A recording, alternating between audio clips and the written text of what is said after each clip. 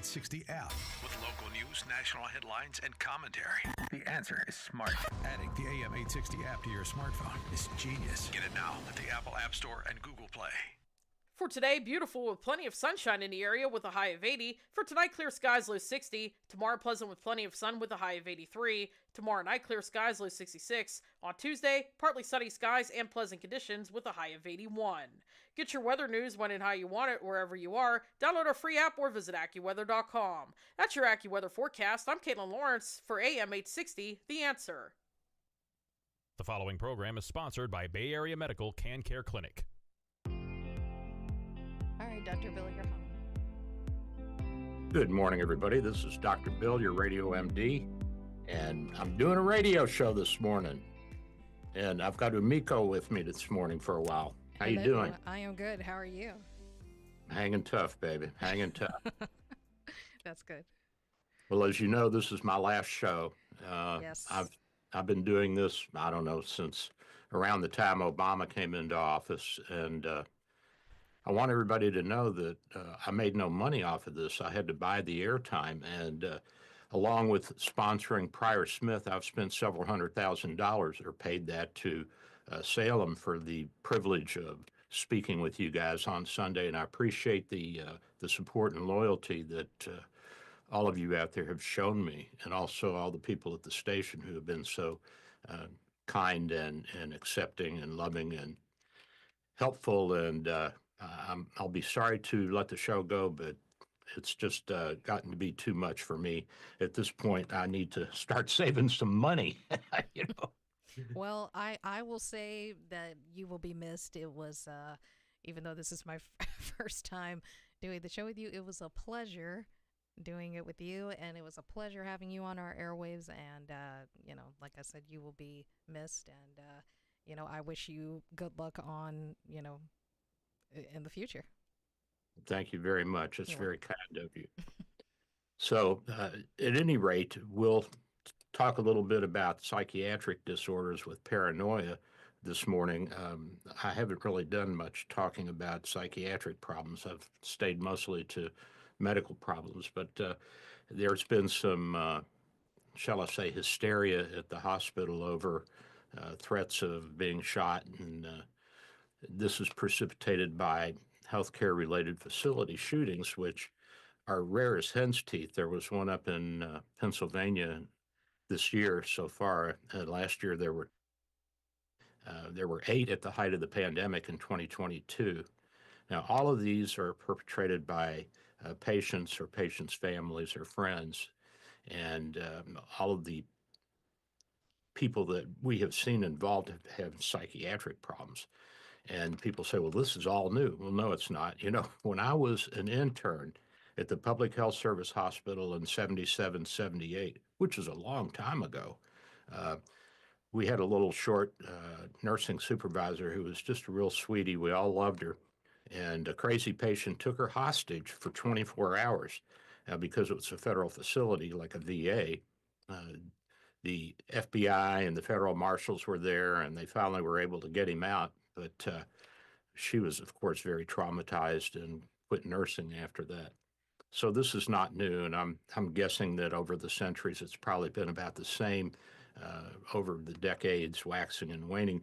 You know, it's kind of like the hurricanes. Everybody says, oh, we have more hurricanes now than ever because of global warming. Well, if you go to the NOAA website, National Oceanic and Atmospheric Agency, and you Google their hurricane research, you'll see that they've been keeping records since 1850. Can you believe that? No, that is a long time. That's a long time. And they have every hurricane that landed on the continental United States that they knew of, because I'm sure there were a few that swept through the Keys that went unnoticed because there weren't many people down in the Keys in the 1850s and 60s. But the number of hurricanes and the severity of hurricanes have remained pretty much the same over the decades. The same numbers, the same intensity, and they even were able to gauge the intensity back in 1850. They had manometers and pressure gauges and wind gauges and all kinds of things that would check for the pressure and the speed of the wind and the temperatures. So they were more sophisticated than we think. And it's pretty amazing that hysteria is so easy to stir up, and paranoia is so easy to stir up in human beings. But we're herd animals, and so if one person's upset, everybody else gets upset. I think the main thing we need to do is to stay calm and look at the facts before we jump in and start making judgments about what is or is not real. Now I have a question for you, because you said that this was at the height of 2022, which that was COVID was still going on. So did you notice that that was the reason why people were having these mental disorders, or were you seeing that before anyway? Yes, it is. And we had one patient's family member go berserk, uh, and he ripped down the card reader pole to the doctor's parking lot. um, and we had another family member who was in the front parking lot when I pulled up, and I parked in one of the charging spots there. And he saw my stethoscope and he started yelling, "Come here," and carrying on. And uh, the uh, the intensivist that was on duty, they had attacked him in the front lobby because they were upset, and they wanted some answers, and they wanted to know why their mother or sister or daughter was dying. And we had one patient who was pregnant, and she did die, but they were able to get the baby out before she expired. And the family just went crazy, and they blamed the doctors, and they're saying, "Well, why can't you get the fluid out of her lungs?" And we're trying to explain to her, or to them, that the fluid is not around the lungs. It's in the little alveolar sacs, and you can't get that out. I mean, there's millions and millions and millions of little alveolar sacs. Those are the end of the airways where the exchange of oxygen and carbon dioxide occur between the microscopic blood vessels and the air sacs, the alveoli. So there was a lot more at that time, a lot more hysteria, but it comes and it goes. And if you've ever worked in a psychiatric facility, you can see how these things rise and fall. And Well, I used to work at a nursing home, and during the periods of COVID, I mean the mental health was on a high, because people were not used to having to stay inside and not be able to go anywhere. And of course, at the facility that I worked at, we had closed down family members to be able to come in and visit their loved ones. And so during that time, the phones were blowing up, where I would have to transfer calls to the patient's rooms or down to the nursing station because they weren't allowed to come in. But I noticed, every time I turned on the TV, it was being said that somebody was committing suicide or whatnot, because of their mental health capacity during, COVID. Because again, there are some people who can't stay inside all the time. They need to be out. They need to be able to socialize and interact with other people, and exercise and do whatever else they do. And so, when we had all these restrictions, it really affected people. And there were just people out there that didn't understand and were cruel about it. And I just thought that was the most disgusting thing, because mental health is no joke, to play with. I mean, it exists, and people should be more sympathetic to it. yeah, and I think that that's most of us, that we need interaction, because we're social beings, we're social animals, we're herd animals. And so we need that interaction. And when we were hunkering in place, so to speak, and had to stay home, or stay in a hospital room or whatever, in a nursing home room, and we weren't allowed to go out and interact with others, that's very tough on human beings. That we don't do well with that, most of us. Yeah. Now, there are people who have certain psychiatric conditions where they are paranoid and they don't want to be around other people, like personality disorders with paranoia. Uh, features like chronic and pervasive distrust and suspicion of others, Right. feeling like they're being exploited or harmed, or people are deceiving them, or they're being defensive, hypervigilant, hold grudges, and misinterpret benign remarks. And we see this. We see this in hospital settings, especially when there's a lot of stress, and there's some of the staff will display some of this. Of course, not everybody that's in the medical field is completely and emotionally stable, yours truly included. But there's different personality disorders that display high levels of paranoia, and there's also psychotic disorders that have this, like schizophrenia, where they're paranoid and they're hearing voices, and they believe they're receiving messages from God or from spaceships or from a radio tower. And the classic of that in the Bible is Abraham. God told him to kill his son. I mean, that he would have been locked up in this time, in this day and age. He would have been down in a psychiatric facility. We would have been pumping him full of antipsychotics. Of course, he calmed down and spared the son. Now, have you come across a lot of patients like that have that kind of disorder where they're hearing voices and they're schizophrenic and they're Oh yeah, extreme? I worked as a medical consultant in a psychiatric hospital for 5 years in Atlanta. I was on staff at Jacaranda Manor, which is now Balanced Healthcare, and that was a medical psychiatric nursing home with a lot of people that were brain damaged or paranoid, schizophrenics, manic depressives, had neurodegenerative diseases like Parkinson's. And so they had a lot of psychiatric problems. We even got patients from the state penitentiaries who were too old to be of a threat to anybody. So I've taken care of child molesters, rapists, murderers. I took care of, when I was an intern on an externship I had out in Seattle at the old public health hospital there. I actually took care of Bonnie and Clyde's sidekick, and I can't remember his name. I think it's Moss or something like that. Did But that he affect was you? Did that affect you mentally when you were having to work with these kind of patients? I mean, how were you able to go home at night after all of that? you learn quickly. You just it becomes part of the job, and you have to let it go. I had a young patient. I remember when I was in medical school, my junior year, we had not gotten our second intern, and the seniors were all on vacation.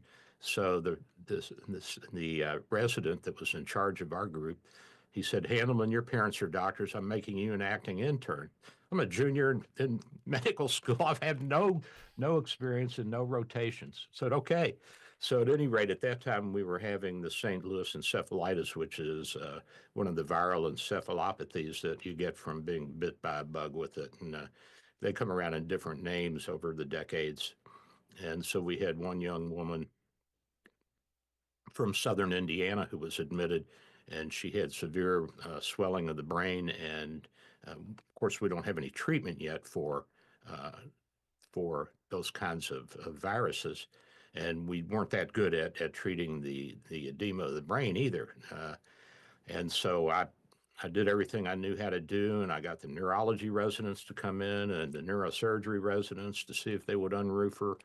And she had 2 or 3 kids and a nice husband, and she ended up dying. And I was out in the hallway with her husband, and I didn't know what to say, so I just grabbed him and hugged him and let him cry in my arms. And of course, that stuck with me for a long time. But you quickly learn that you can't carry all that with you, or you won't function and you won't be effective. I think our job as doctors is to be, unless we're in a specialty like psychiatry where we need to have some empathy, and even there you need to be detached and unemotional.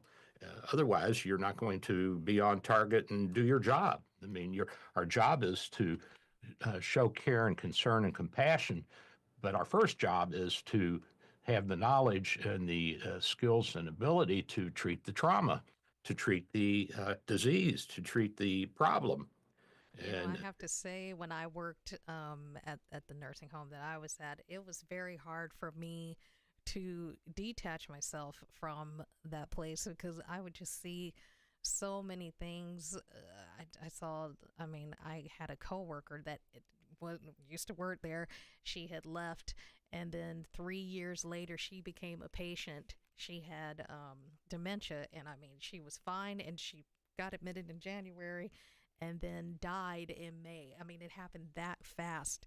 And then I saw patients I was getting close to, they died too. And it was just hard. It was hard to be in that environment. It really was. yeah, it's not easy, and it takes some time. And of course, women are more likely to be sympathetic and empathetic than men because the part of the brain that has to do with emotions is better developed, Yeah. and also with memories. And that's why my wife remembers everything that I did wrong. Yes, we are we are like that. We will remember everything that somebody does. Oh yeah, and so there are a number of conditions that can cause this: schizophrenia, manic depression, drug-induced psychosis, severe depression with psychotic features, which can resolve, and paranoia and fear can be a big part of those. And so we have to be sensitive to that. And sometimes I miss that, but I try to use humor, and that seems to work fairly well. I can disarm most people with my humor. Now, there are a few that don't like my humor, as you know from listening to the show.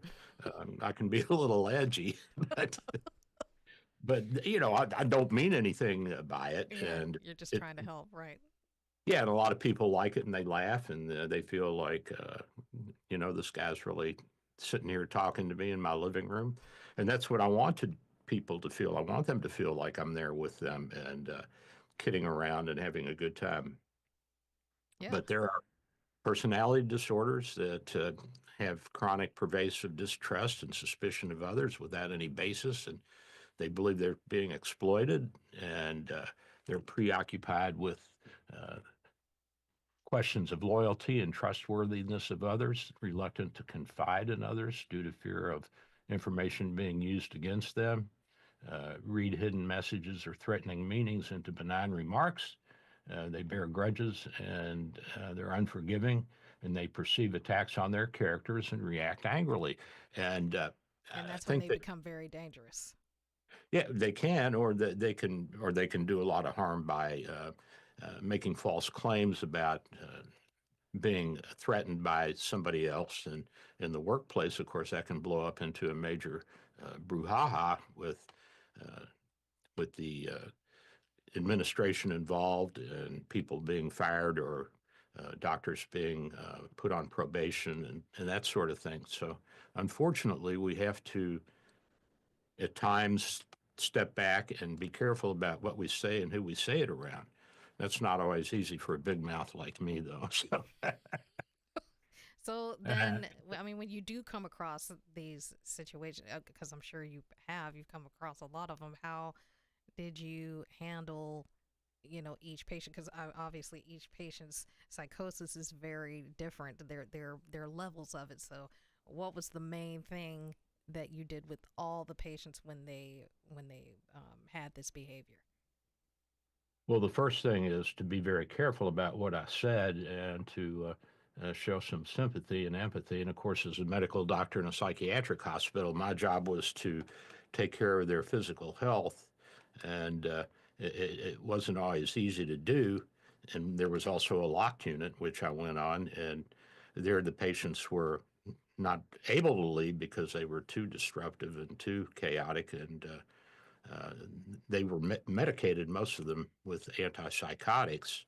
And of course, you know that the antipsychotics at that time, and I guess still to this day, can cause movement disorders after a number of years, and Parkinson's-like syndrome, because that's a part of the brain that it affects. It affects the dopamine receptors, Right, and that's and they were on the heavy dosage, I'm assuming, of these medications. yeah, Yeah. yeah.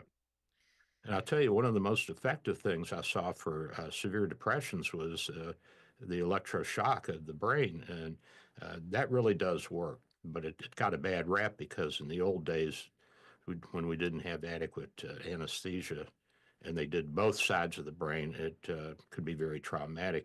Now, when I was there in the 80s, we were using medication to sedate the patient, and we would do a unilateral, just one half of the brain.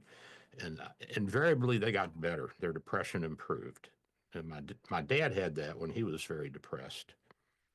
So it works. But we have medications and, of course, talk therapy, especially with the personality disorders, because we can't find so far an organic genetic cause of this, although we suppose that there is some predisposition to personality disorders, but we also know that the environment can shape people, like sociopaths. Almost invariably, they've been abused or neglected or in some way mistreated in their infancy and childhood. So did you come across any patients that did suffer from depression where they didn't have to be on medication? Because I suffer from depression as well, but I do not take medication. I have to do things to get myself out of that depression, which for me is listening to music or going outside and going for a walk or talking with somebody that I trust. And I don't take medication because I just don't want to. But have you come across those patients that don't need the medication and that can handle the depression on their own? There are some that did well with talk therapy and activity, and of course I tell all my patients who are having problems that they need to get out and exercise. That's important, and to socialize. And these are all things that not only help us with our moods, but also make us live longer. But now that we have the SSRIs and the SNRIs, where we can hit specific chemicals in the brain, like serotonin with the SSRIs, it's gotten a lot better. In the old days, we had fairly broad spectrum, non-specific antidepressants, which were tough on people, like Elavil, and that gave people a dry mouth and constipation and urinary retention and sleepiness. And, people didn't like that, understandably. But now with the newer drugs that came out in the 80s and 90s, things have changed considerably. And I would encourage anybody who's struggling with depression to talk to their doctor and consider getting on one of these drugs. I've been on Zoloft, sertraline for, 30 years now. It really did change my life, and I've been able to mature and to not be constantly depressed and feeling like I shouldn't be on the planet. And that's important that we don't feel suicidal, because even if you don't do anything, you've still got that cloud and that thought in the back of your mind at all times. And I think that can lead to uncautious behavior, and of course it can interfere in relationships and can make us feel unloved and unwanted. Yeah, those negative voices in your head definitely can be a dangerous thing. And so whatever it is that a person can do to get themselves out of it, whether it's medication or talking to somebody, yeah, I would agree that that's what they should do. Yeah, and it's important to have some balance in your life, not only for you and your sense of well-being and sense of self-worth, but also for the people around you, because it flows out into your other relationships. But there are people who can get benefit out of talking, and talk therapy is still there for people. Now, the psychiatrists don't do much of that anymore. They're pretty much medical doctors who prescribe. They diagnose and treat with prescription drugs because we have such a good armamentarium now. And they'll refer you to a psychologist or a social worker for talk therapy. So it's a mixed bag still, and psychiatry is still in its infancy. Remember, Freud lived in the 1870s, so this is not even 200 years old yet as a specialty, whereas surgery's been around for thousands of years. And so we're still learning, and the medications are still evolving, and we're very grateful for the advances that have been made, and now with AI and supercomputers, and I think we're going to see even more advancement. And hopefully, at some point, we'll be able to, uh, if not cure, keep people with major psychiatric diseases permanently stable, and may call for brain implants of some type, may call for Elon Musk making a chip, that you can put in your brain that will help you. And Yeah. that's coming. And a lot of people say, "Oh no, I don't want that." I'd take it in a heartbeat. So you're this chip you're talking about where he sticks it and it just, you turn on a switch and you're better kind of thing. So sort of like Yeah. okay. Yeah. I mean, you could have you could put in a microelectric shock device so that that you could stimulate yourself, so that when you were feeling down, you could give that part of your brain a little zap, and you'd perk right back up. Now, the long-term effects of that, of course, we'd have to see about, just like we have to see the long-term effects of antipsychotic drugs like Thorazine and Mellaril, and the newer ones too have a certain amount of that, but not as bad as the older drugs. Although the older drugs were very effective in acute psychotic states, long term they had a lot of problems. I have a sister who's schizophrenic, and she was on antipsychotics for decades and decades, and she certainly has a lot of movement disorders and problems, early onset dementia. That's not uncommon. And how old is your sister? Gosh, she's 2 years younger than me. I'm 76, so she's 74. Mm. And I'm sure that's been hard for you to have a sibling going through that. Like, how do you handle all of that? Because I know that's got to be stressful for you. Well, it was, especially when you're a teenager, because you want to fight back. Yeah, of course. And so when we were both teenagers, I had to be careful because she'd throw knives at me. Okay. My goodness. And but I tried to stay by her and help her over the decades, and I think that I was a good brother. I hope I was a good brother.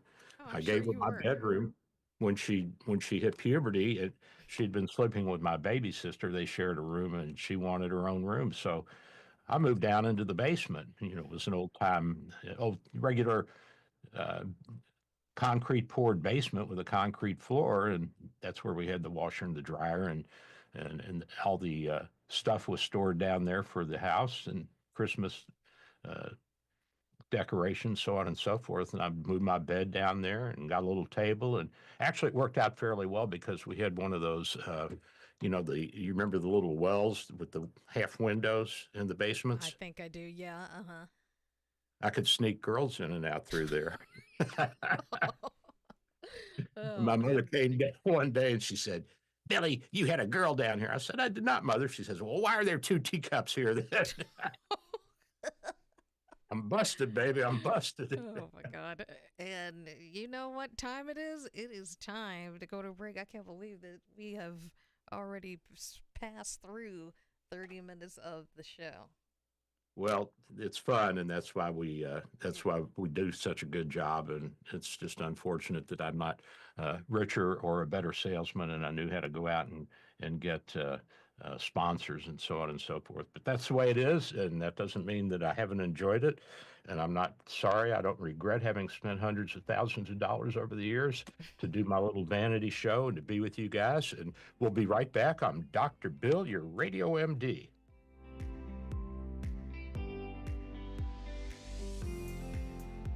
There is hope. Recovery is possible. For more information regarding opioids and treatment, go to cfbhn.org.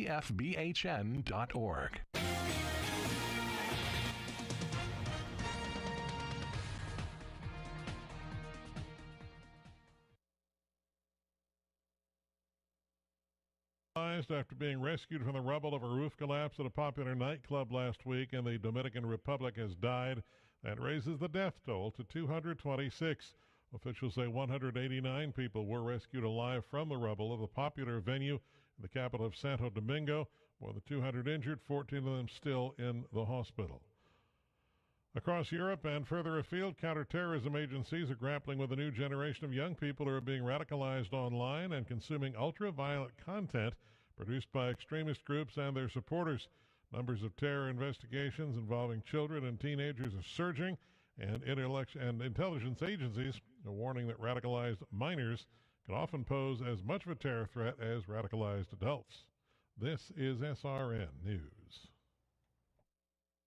Dr. Bill for Bay Area Medical, located at 6399 38th Avenue North in St. Pete, 727-384-6411, 727-384-6411. Full-service clinic with x-ray, heart imaging, ultrasound, stress testing, and minor surgery. We provide quality health care in a warm and friendly atmosphere. We are multilingual, well-trained, and certified. Most American insurance and new patients accepted. Bay Area Medical, home of Can Care, 727-384-6411. 727-384-6411. Dr. Bill here. With social distancing and sheltering in place, telemedicine is here. Bay Area Medical Home of Can Care Clinic offers telemedicine for new and established patients. You can see me without an in-office visit. Schedule an appointment at 727-384-6411, 727-384-6411.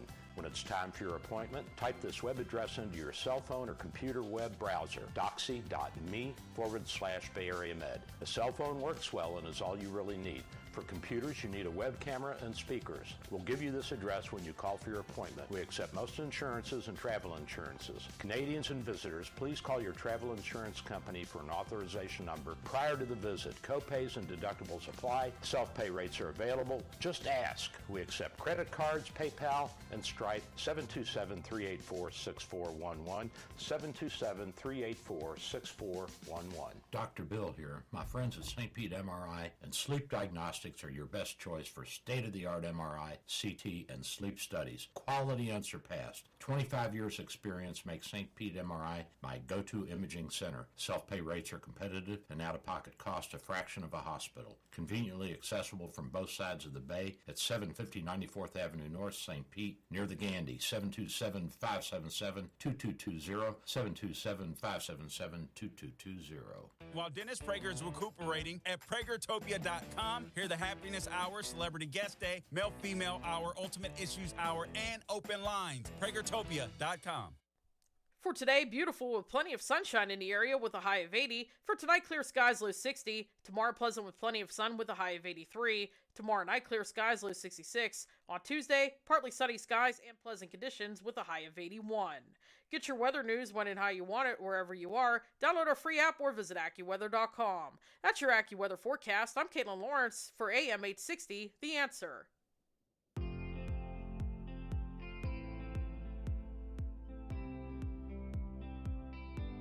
And we're back. This is Dr. Bill.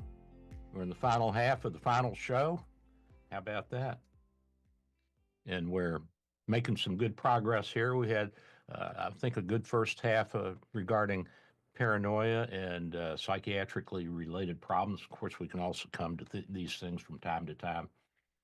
Now, let's move on from medicine to the tariffs. I asked ChatGPT what stocks would be less affected by tariffs. So this might be of value to those who are looking for somewhere to put their money with the tariff wars going on.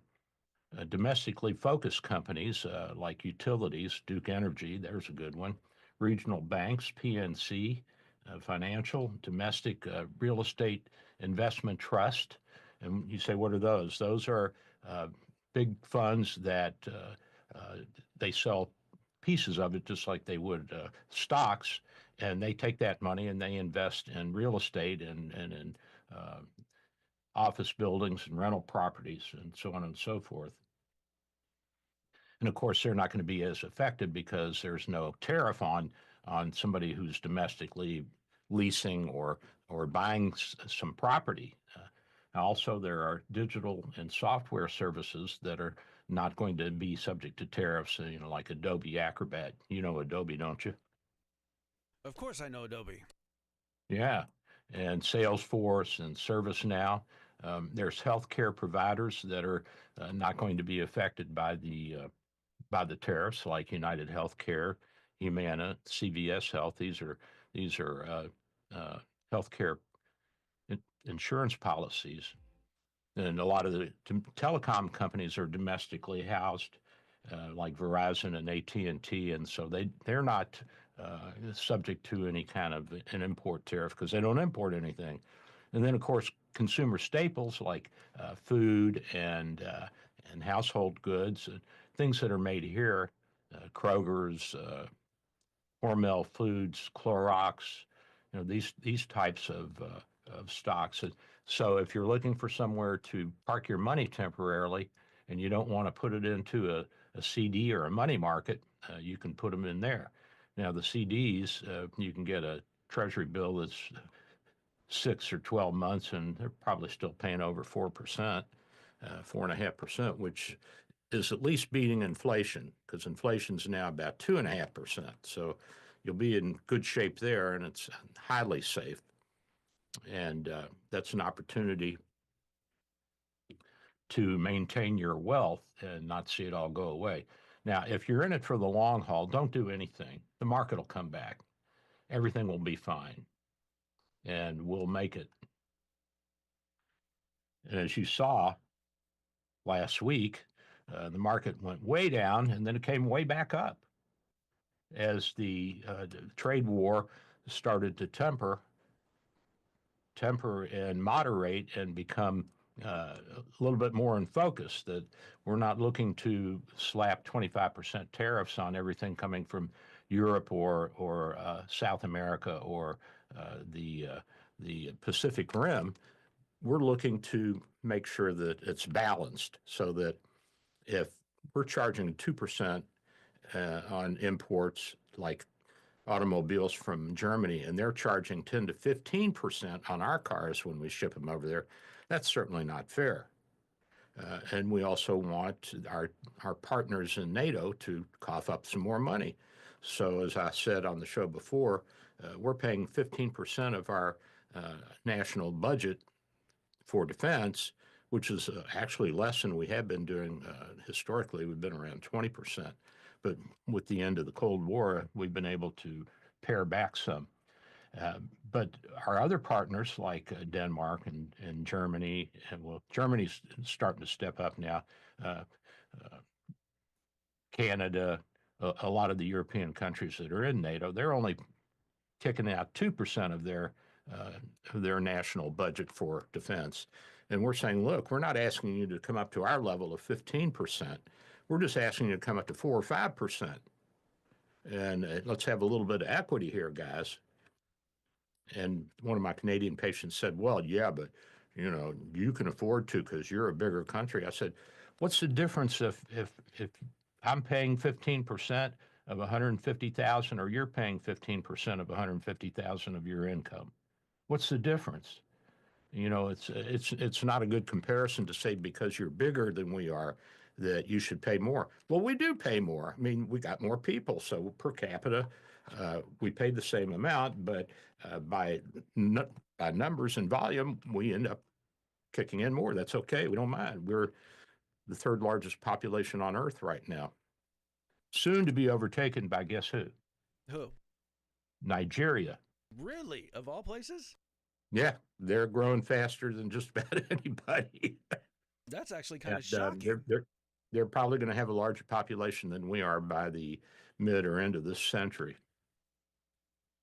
Although you never know. I mean, we may have a baby boom, but I doubt it. I don't think that the young people want the levels of responsibility that our parents had, where we had 3 and 4, kids in the household. And my poor mother drove her crazy. She's like, oh, fine, go to college. Bye. See you. Finally, right? Finally, you're out of the house. Yeah, let me pack a lunch for you.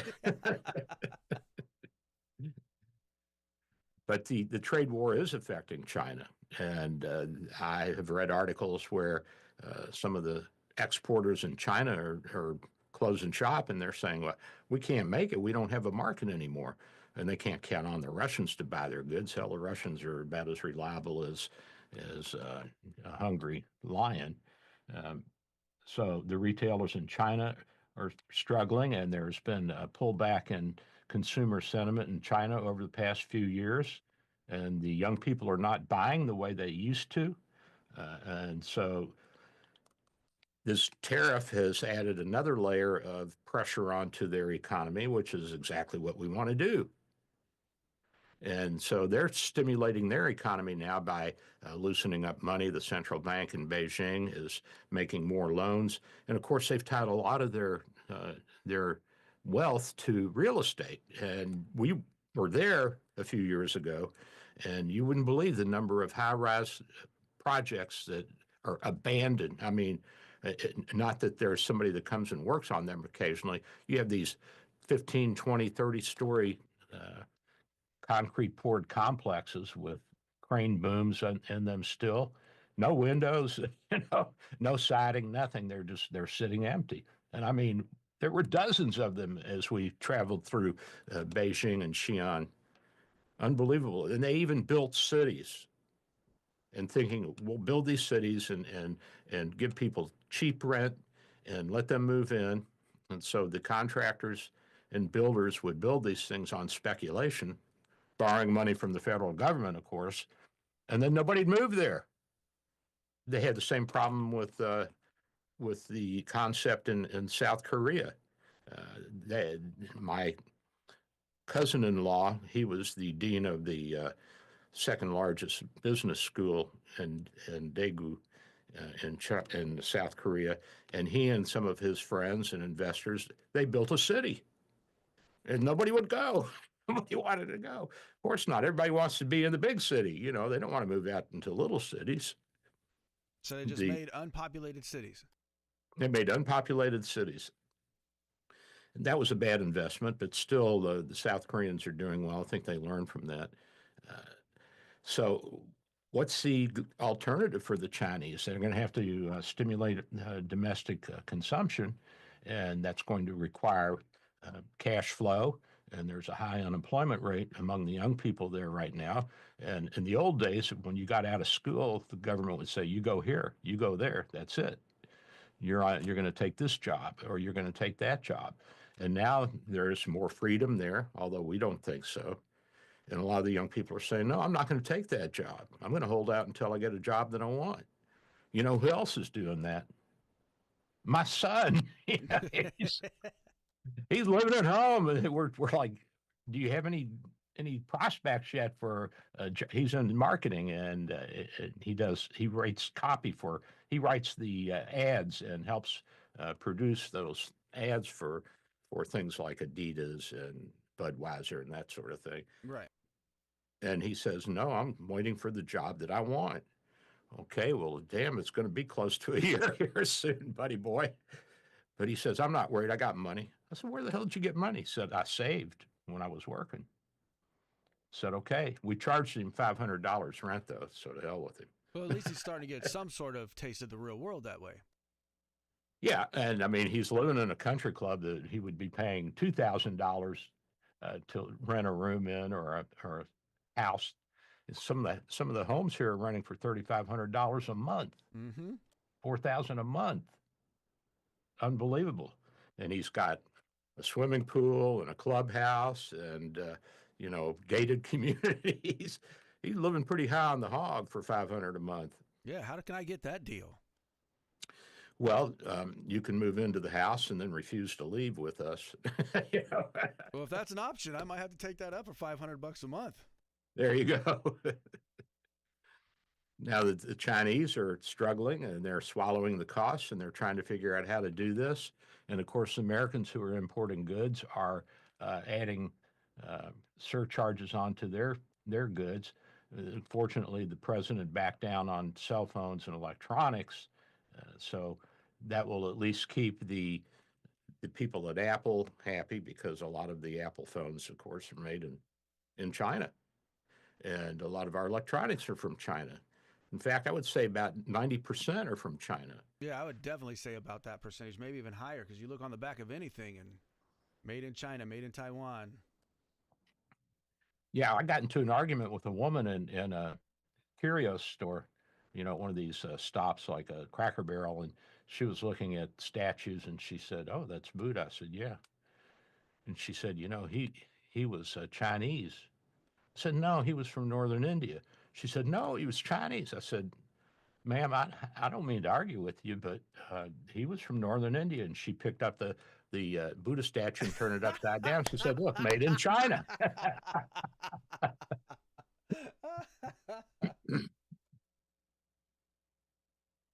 Any is rate, classic.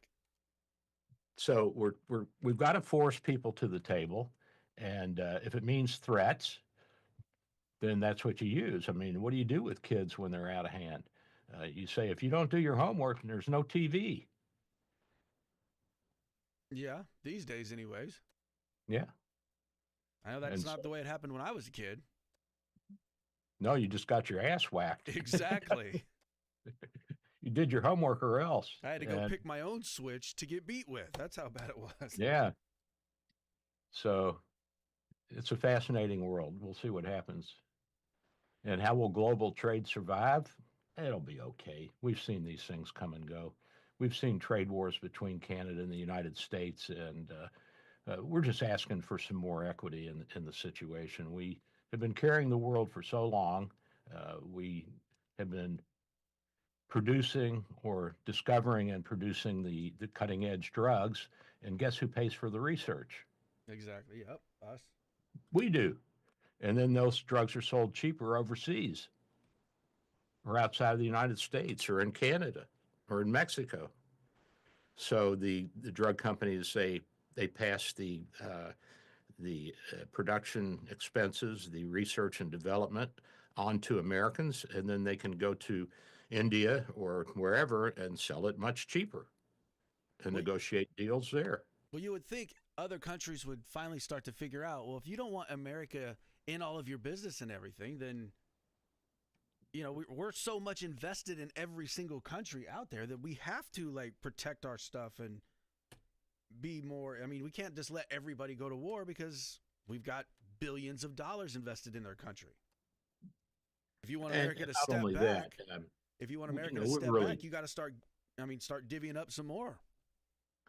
We really are the salvation of the world. I mean, if it wasn't for England and her children, it would be a very, very dark world indeed. A grim place, exactly.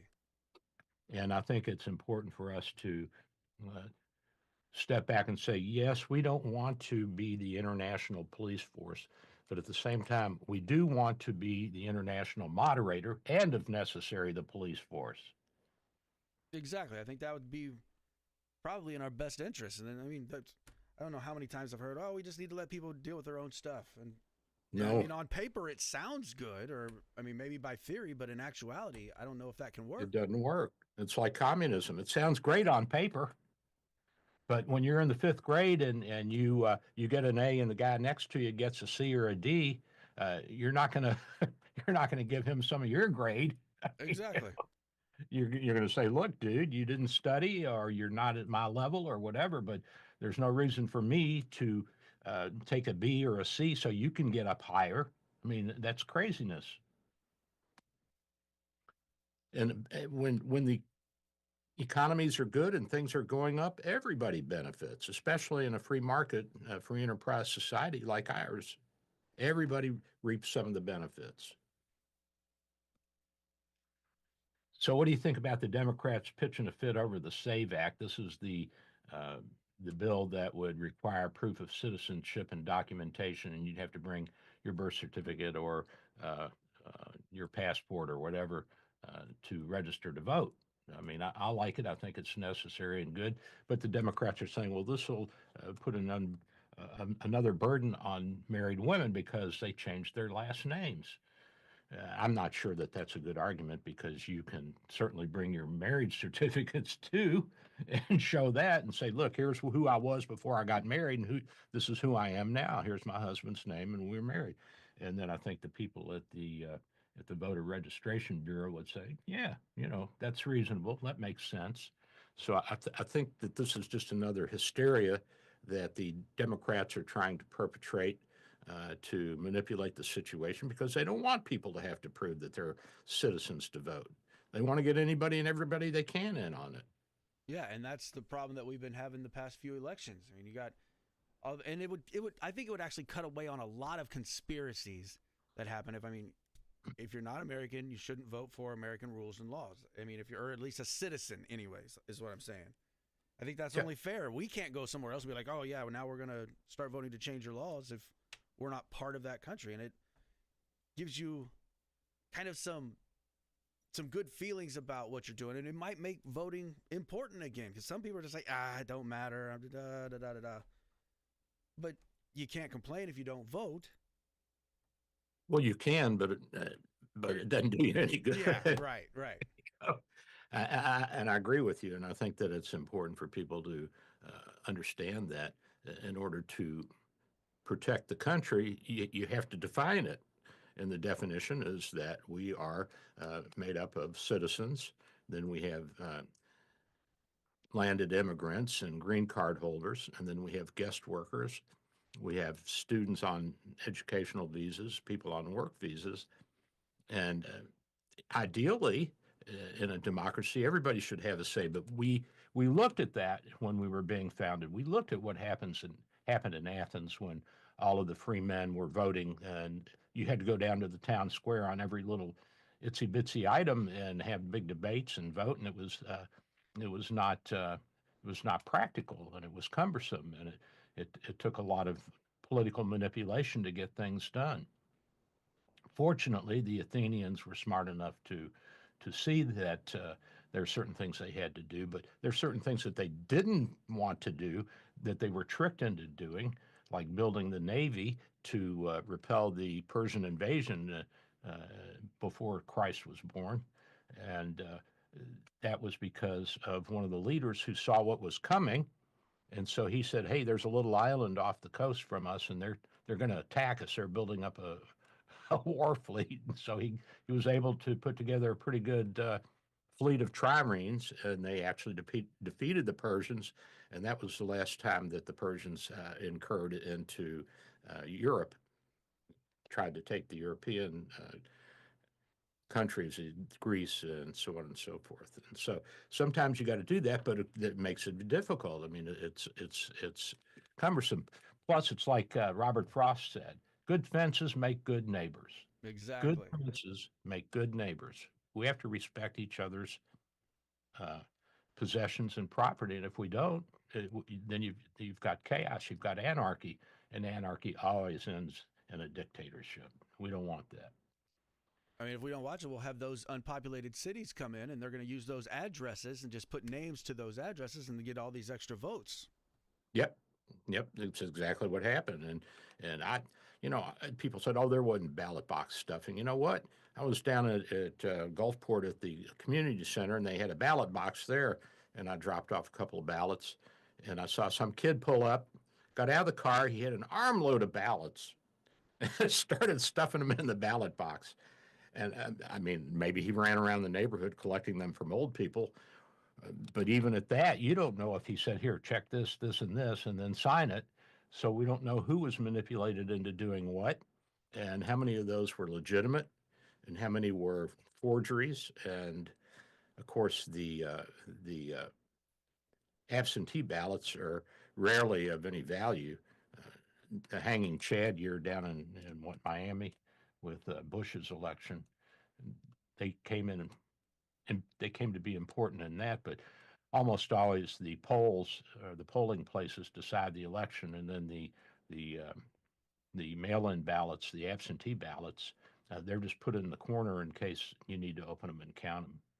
So this last presidential election was the first time I actually had to fill in bubbles to vote, because in Texas, where I where I lived before I moved here, it was all electronic. And then I come over here, and it was just the actual bubble sheets, and it was the first time I ever had to do that. So it was kind of weird. I just didn't know why. I was like, are you guys going to get the electronics? We're like, no, this is the way we've always done it, and this is the way it is. But that just seems kind of dangerous to me to just have the bubbles. And then my son, he voted for the first time this year, and he messed up on one of his bubbles. So he had to go and redo everything. But they scanned it once. They scanned the first sheet, and then he had to fill out the thing because it didn't actually, the ballot, because it didn't get accepted. So he had to go back and refill out a whole nother sheet. But it was the first time I ever did the old school bubble sheet ballots. So I don't know. if that messes anything up, because I mean, who couldn't just grab a stack of these things and Oh yeah. do whatever to them? But that's why I like the electronic. Plus, it makes it just a lot easier and everything else. You just go to your things, start pushing who you vote for, clicking it, and click next, and then you move on, and then it's instantaneous instead of waiting and have somebody count them up and think that could be messed up.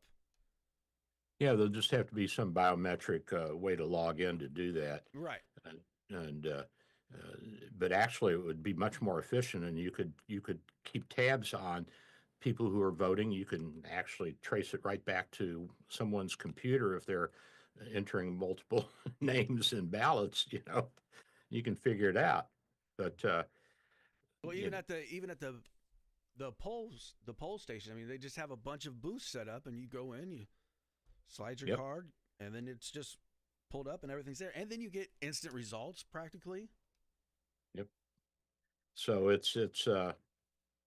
it would be much more efficient, but we're a long way from that. I mean, we can't even computerize the federal retirement funds. They were, as we saw, they were papers all in an old bomb shelter or cave in Pennsylvania somewhere, and tens of millions of documents stacked up in boxes, and that was the federal retirement plan. Your records of how much you worked and what you're supposed to get for your retirement.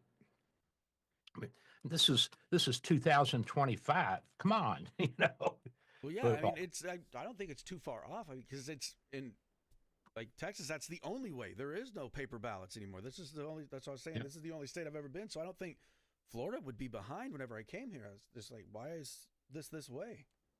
Yeah, I don't know. I do not know. Well, it's getting close to the end of the show, AJ. That it is. And I guess this is my swan song here, and say farewell to everybody. The grand hurrah.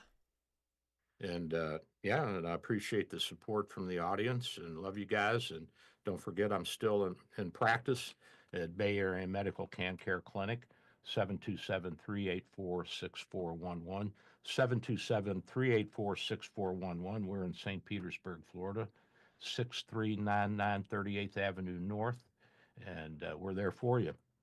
All right. I'm gone. All right. Thank you, sir. Thank you.